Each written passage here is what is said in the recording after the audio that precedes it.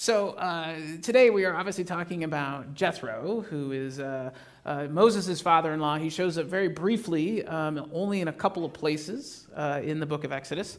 And this is one of those places where he shows up. But we're not going to start talking about him. I want to talk about something that most of us probably deal with on a regular basis, and that is the dishwasher. Now, I don't know how it is in your house, but if you live in a home with more than one adult in it, there's always sometimes this debate about who does what. All right, so if you live in a home with more than one adult in it, raise your hand if it's always one of those adults who loads the dishwasher. All right, keep your hand raised if you are the one who loads the dishwasher because nobody else does it right. Yes, exactly. That is definitely the condition in my household. Is that, and I am, as you may have guessed, I am the one who loads the dishwasher. Because everyone else, in their good-naturedness, and I'm sure in willingness to help, always do it wrong. Because there is a right way to do it, so you can get the most in there, so you don't have to run it any more than you have to, because who wants to run the dishwasher more than they have to? And after many, many, many a year, remember, I was raised by a single mom. I have been loading a dishwasher my entire life. There is a system. And it's just easier for me to do it than try to teach somebody the system.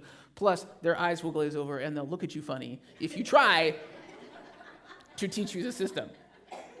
You know, I will no, as a means of confession, I will tell you, I seriously, before any plateware or anything comes into my house, I have to evaluate it for its dishwasher worthiness, right? I'm like, that's not dishwashable. It is not coming home. But this is what we do, right? And in small things with the dishwasher, it's fine, right? Because fine, I load the dishwasher, but I very much do not do laundry for the opposite reasons, right? Because there is a system to laundry that I have not, shall we say, bothered to learn. So much so, this is another aside, apparently that's what we're going to do this morning. My wife just recently brought home a second hamper and labeled them, and one's labeled laundry and one's labeled delicates, which might as well say, Jeremy, don't touch, right? Don't touch these. If you must wash these. And with small things, it's fine, and we live in this life, right? Because we like things, there are certain things that we all just like done a certain way, all right? And we've got some skill, and we've got some experience, and we know the right things to do, the right way to do things. And sometimes, honestly, it is more trouble than it's worth to get somebody else to do it. And if it's the dishwasher, so long as the dishes are getting done, and you're not super martyry about it, don't do that, then it's okay. That's not a big deal. The problem is we often take that same idea and that same logic and we apply it to other things that are bigger deals. And there does come this time where we have to recognize what is our third phrase in our church. You cannot do everything, so do something, right? It's on these little orange bracelets. If you don't have them, they're on the back right there. They're wonderful, right? But we have to actually live into that first phrase. We can't do everything. We want to do it. We'd love to do it. We can see where if they would just let us do it, it would be so much better. But the truth is we can't. We can't do everything. And that's not even true just for us. That is actually true for everybody. And one of the people that it turns out it is true for is even Moses. So we did a whole summer sermon series, if you remember, on Moses, that we didn't use this story. And I'm actually not entirely certain why, but now I'm glad we didn't. Because it's this weird little exchange that happens right at the beginning of Exodus chapter 18. Now, it's important to know where they are. Right, so Moses has the Israelites, and they are not in Egypt anymore, but they are less than about 90 days out. If you keep reading in chapter 19, it's going to say, and then 3 new moons after we left Egypt. So we're in the less than 90 days. So they've been gone from Egypt. They've been gone for a matter of weeks. And Moses has all of these people around him that he is responsible for and needs to take care of. Now, there's actually a lot of debate about how many people it is. It may be tens of thousands. It may be hundreds of thousands. We don't really know. They didn't really keep those kind of records. But needless to say, it is a lot of folks. And it's a lot of folks who have left behind life and left behind a way of doing things and a pattern of life and left behind a place where the Egyptians were very much in charge and did everything they could to make sure that the Israelites never got to make decisions for themselves. They were trained to go to people in authority and ask them their advice and ask them to settle debates and all that time. That's one of the ways that actually the Egyptians controlled the Israelite people. So you've got all of these folks, and now they're in the desert and they don't really have a lot to do, and bored people can sometimes make mischief. Spend some time with teenagers, and you will understand that. No, I'm just kidding. You're all lovely. And so Moses has this problem. He's got this problem that he's got folks running around, and they're getting in quarrels with each other, and they're getting in arguments with each other, and he's trying to, and the only authority really present in the land amongst all the people that everyone agrees on is an authority is the one guy who seems to have this weird, uncommon, direct line to God, right? The guy that they saw do all these miracles, the guy who's been giving them the direction, who led them out, who parted the water, all these sorts of things. There's one person that everybody agrees on. That's the person in charge. So if we got a question or a quandary or we don't know what to do, there's only one guy that we can go to, and his name is Moses. And so Moses he's overwhelmed by it, right? He's no doubt. I mean, he's got literally tens, if not hundreds of thousands of people, and they're all asking him questions. So Moses does what most of us would do, right? Which is just start doing the best he can. So he lines them up and he starts holding court, basically. Puts themselves in the role of judge, and people come and they argue whatever they need to argue, and Moses makes a decision and they go off, and then they bring somebody else in and they argue whatever they need to argue, and Moses makes a decision and he sends them off, and over and over and over and over again. And Moses is actually overwhelmed, no doubt, by the day-to-day, all the things that need to happen. So much so that he can't see this larger truth, the larger truth being he can't do all of this. The larger truth being he needs help.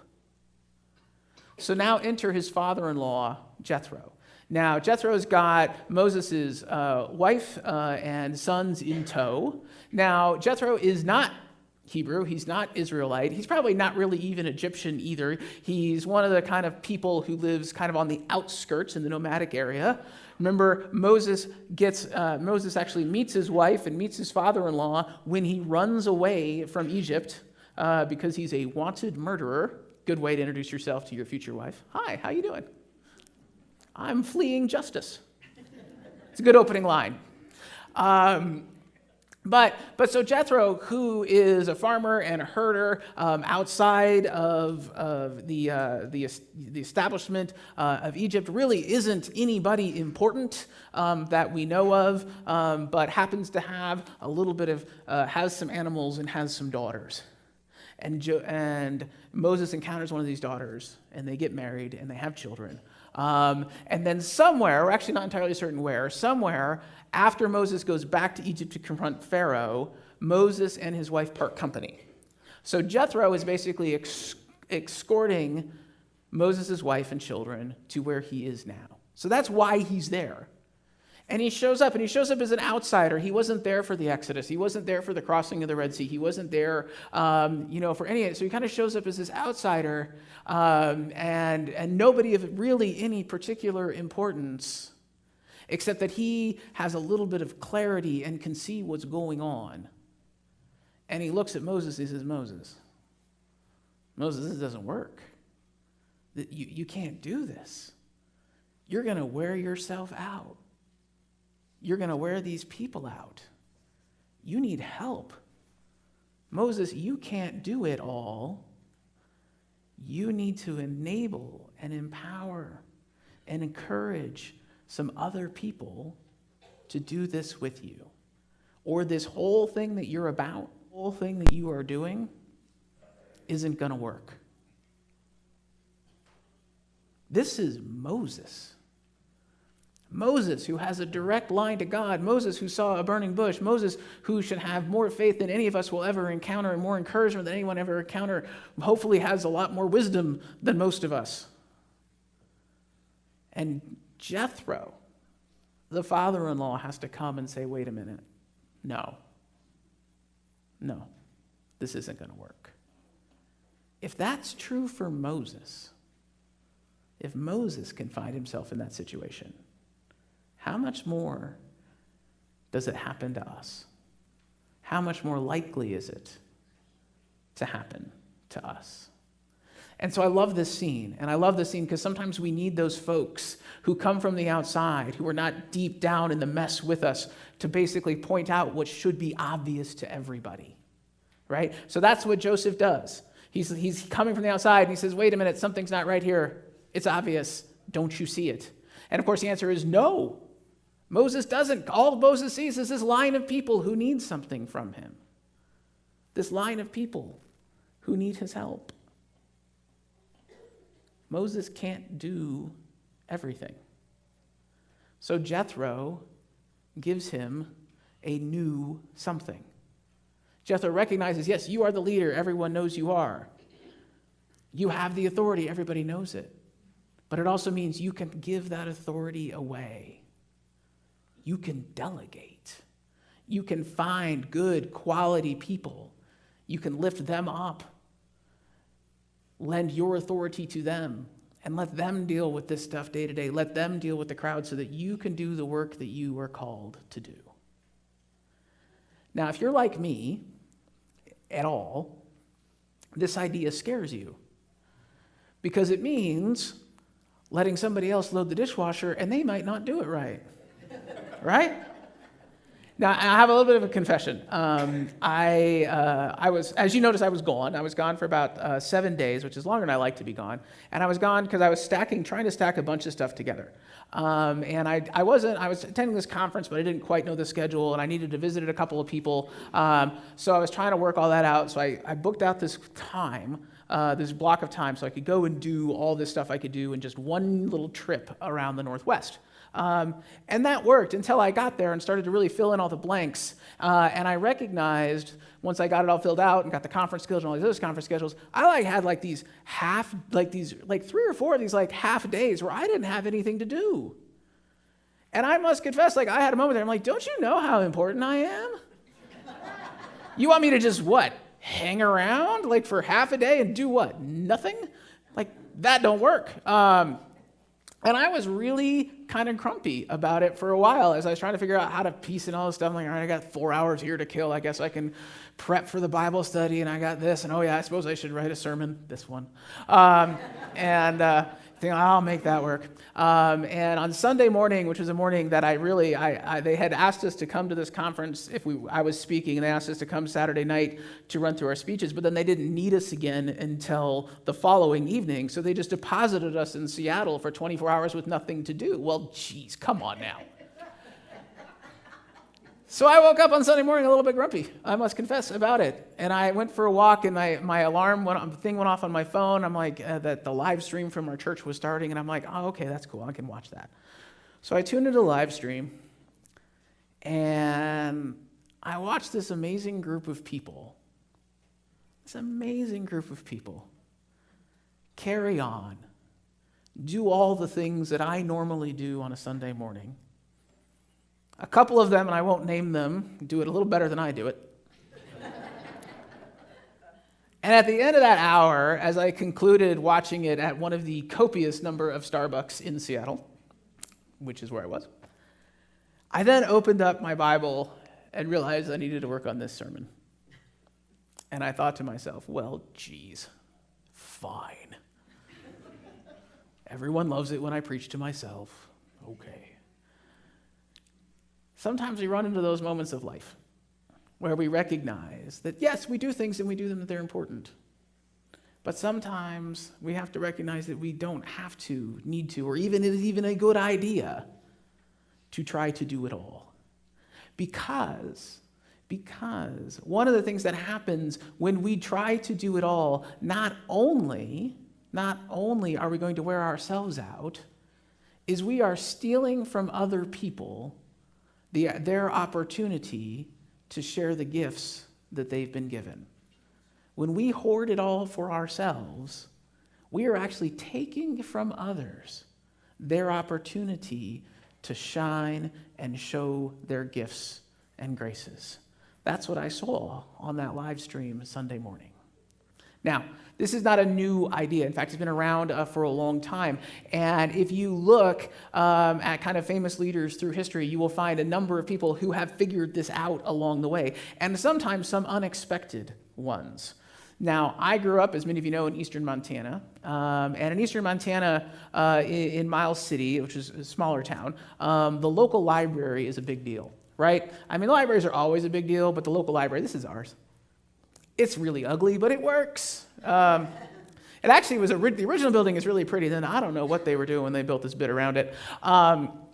But somewhere in that library, like many libraries in Montana, you will find a stone somewhere that talks about the fact that that library is there as one of the many Carnegie libraries. So if you don't know this, Andrew Carnegie, which is a big industrialist in the 19th century, who has, I will confess, sort of a mixed reputation. I'm not doubting that. But one of the things that he did later in life is he gave away most of his fortune. You know, Bill Gates did not invent this, right? Carnegie did it first. And he gave away the modern equivalent of something like $95 billion. You can't even don't even try to wrap your head around that amount of money. You can't. But one of the things that he gave to was libraries, and there's libraries all over the country that have his name on them because he gave money to these communities so that they could have these libraries as community space and places where people could gather, and he recognized the importance of them, and they became this lasting legacy that even me, 100 years later, as a small child, got to take advantage of. Well, Carnegie is known as a leader in many ways, and he had this great quote. He says, "No person will make a great leader who wants to do all himself and get all of the credit." One of the things that he was known for was surrounding himself with good people and allowing those good people to use his gifts and graces. He actually uses another quote and basically says, if you're working more, I can't remember how long he said, but basically if you're working more than 40 hours a week, you're doing it wrong, right? Because you should be getting other people, you should be lifting other people up to help you. So Carnegie discovered this, and that's how he lived his life, and it's really what allowed him to amass the wealth that he did. But not only leaders in that arena, there are other leaders, and these are places I tried to pick people you might not expect. So the other leader, when I was kind of looking around for stories about delegation and the importance of it, the other one that came up that honestly surprised me a little bit was General Patton. Now, General Patton is not somebody you think of when you think of delegation, right? But he had this great quote. He said, "Don't tell people how to do things, tell them what to do, and let them surprise you with their results." Basically, he says, don't tell them how to do it, just tell them what needs to be done. Delegate them, say, this is the work that needs to be done. Bring your gifts, your graces, your skills to it, and get it done in the way that you are able to do it. Patton recognized he couldn't do everything. He had to have captains and generals and lieutenants and all these people around him who he knew and who he trusted and who he lifted up as leaders, who he knew could get the work done. We all need this in life. We all need those people around us who will help us share the load, whether it's as big as the tasks that people like Carnegie and Patton took on, or as small as simply managing our household and making sure that the dishes get done, or working as a church. As a church, I work really hard. I try really hard to make sure that this isn't all about me, though that's kind of funny because I'm the one standing up here. But I want you all, my goal is to help everyone show their gifts and their graces and their struggles. So at the end of the year, we did a year in review video. Who saw our year in review video? Right? Yeah, there you go. And this was one of those ideas that came up probably about 3 weeks before the end of the year. And it was one of those moments where I walked into the offices of our amazing staff and I said, so I have an idea. At which point they all look away and don't make eye contact, right? You're like, pastor's got an idea. And like, wouldn't it be great if we could do this? Like, we have so much pictures and video and everything like that. Couldn't we celebrate what this is? And I had sort of sketched out in my mind what I thought it would be. And I thought, well, if nobody's interested, I could throw this together in a couple hours. Had a thought for it. And then one of our amazing people, Jana, kind of liked the idea. And she's like, I would like to do that. And I said, okay, do you need help? What do you need? She's like, well, give me some pictures. Give me what you have. And I said, okay. So I loaded everything I have on a thumb drive. And I said, here, what else do you need? And she's like, no, I'm good. I'm like, don't you want to hear my ideas? I have it all up here. I can write it out for you. The storyboards. She's like, no, I got it. I'm like, okay. And a couple weeks later, she calls me into her office, and I get to see the rough cut of what you all saw. And I got to tell you, man, there were tears. There were tears not only because of the content, there was tears because it was so much better than what I had thought we should do. It was so much better because Jana has a different perspective on this congregation because she sees things differently and she brought her gifts and her graces to what's going on. I would have not only denied myself, but I would have denied us all that gift if I had just said, no, I can do it myself. I know what I'm doing. I don't need help. Well, that's what a lot of people have learned around here. I need a lot of help because we all do. We all need help to be our best selves. We all need to be around people who will help us to step up, learn to do new things, help us explore who we are, explore our gifts or graces, and we all need space to share the gifts and graces we have. But if somebody else is taking up all the space, maybe there isn't space for us. So that's what Jethro saw. Jethro not only saw that Moses was wearing himself out, Jethro also saw that there were people around him that were capable of doing more than he was asking them to do. Jethro also saw that there were people around that Moses could delegate to, could empower, could make space for, people around him who had gifts and graces. And the gift that Moses had is Moses had the authority and he needed to share it. He needed to make space for others so that they could give everything they have to give. And I think that's a lesson that we all can take and learn something from. We all have been given work to do, and it is important work. Sometimes we have been given work that is truly and completely ours, the thing that only we can do. Only Moses at this point can go up on Mount Sinai 2 chapters later to receive the law from God. That hasn't happened yet. Jethro rightly figures out that that's his job. He's got things that he can do, and he is uniquely qualified and gifted to do. His job then is to find others around him, to lift up those around him, so that they can do the work that they are uniquely qualified to do. So who are you lifting up? Who around you are you inspiring and equipping to share their gifts and graces? Who in your circle is standing to the side, who needs to come a little bit more to the middle? Because that's part of what God asks us to do. God absolutely asks us to use our gifts and graces for God's good work. But God also asks us to make room for others so that they can use their gifts and graces too. Even Moses needed to remember this lesson. So I would guess, so do we. Amen.